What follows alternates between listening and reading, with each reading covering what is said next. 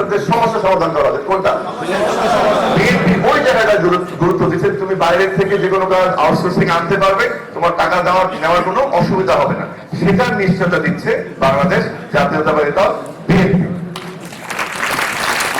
আর একটা জিনিস বলি যে আমাদের একটা বড় জিনিস যেটা হচ্ছে যে আমাদের রংপুর অঞ্চলে অনানুষ্ঠানিক যে খাত, সেই খাতটা খুবই গুরুত্বপূর্ণ, রাইট? অনানুষ্ঠানিক কাজে চায়ের দোকান, এটা ওটা ছোট ছোট, এটার মূল সমস্যা থেকে বলতো মূলধনের, রাইট? তার মানে তুমি যদি ব্যবসা করতে চাও কোন স্টুডেন্ট, তার প্রধান সমস্যাটা কি?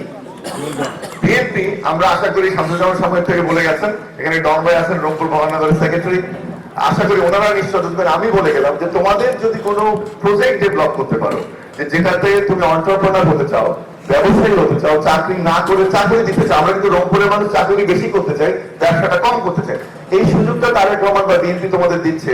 বিএনপির যে আঞ্চলিক যে সমস্ত কেন্দ্রগুলো আছে, এটার সংখ্যা বৃদ্ধি করার পরিকল্পনা বিএনপি রয়েছে। এবং এই যে সমস্ত অপ্রচলিত খেলা যেগুলোর কথা তোমরা বলো, সেই খেলাগুলোকে যেন আরো বেশি মাঠে আনা যায়। এখন তো অনেক স্কুল কলেজে তো মাঠই নাই, খেলা তো শুধুমাত্র ঘরের ভিতরে বসে থেকে ভিডিও গেম খেলে তো আর হবে না।